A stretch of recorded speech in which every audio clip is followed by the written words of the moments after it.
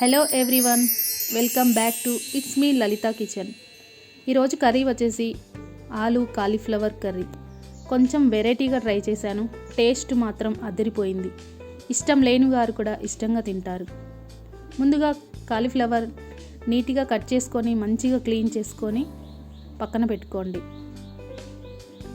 కొంచెం ఆయిల్ పెట్టుకొని deep fry చేసుకోండి కాలీఫ్లవర్ని. చాలా బాగుంటుంది. ఫస్ట్ టైం ట్రై చేశాను, నిజంగా చాలా బాగుంది. మీరు కూడా ట్రై చేయండి. ఇలా డీప్ ఫ్రై చేసుకోండి.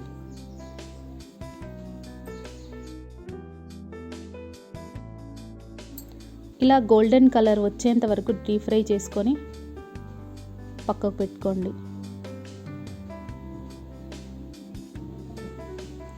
కొంచెం ఆయిల్ వేసి కొంచెం అంతా జీలకర్ర, ఆనియన్స్ ముక్కలు వేసి కలబెట్టుకోండి. ఫ్రై కానివ్వండి.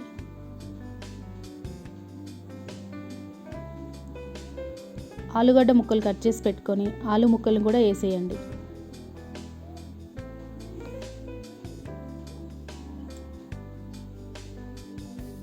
ఆలు కొంచెం ఫ్రై అయ్యాక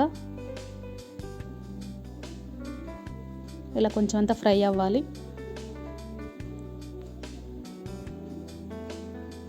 అలా ఫ్రై అయ్యాక కొన్ని టమాటా ముక్కలు వేసుకోండి.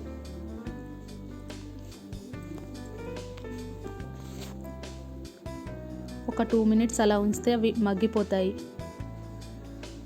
అవి మగ్గినాక కొంచెం అంత అల్లం పేస్ట్, కొంచెం పసుపు,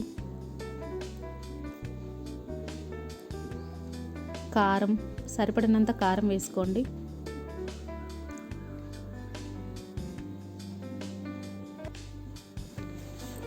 సాల్ట్ వేసుకోండి. సాల్ట్ కూడా వేసుకొని మంచిగా కలపెట్టుకోండి. మంచిగా కలిసేటట్టు కలపెట్టుకొని ఒక 2 నిమిషాలు అలా ఉంచండి. సిమ్లో పెట్టండి, హైలో పెడితే మాడిపోతుంది. ఇలా సిమ్లో పెట్టి కొంచెం అయినాక 2 మినిట్స్ తర్వాత కొంచెం అంత వాటర్ వేసుకోండి. కొంచెం గ్రేవీ కోసం కొంచెం వాటర్ వేసుకోండి. మీ ఇష్టం, వేసుకోవచ్చు, వేసుకోకపోయినా పర్వాలేదు. నాకు కొంచెం ఎక్కువ గ్రేవీ కావాలని నేను కొంచెం వాటర్ వేసుకున్నాను.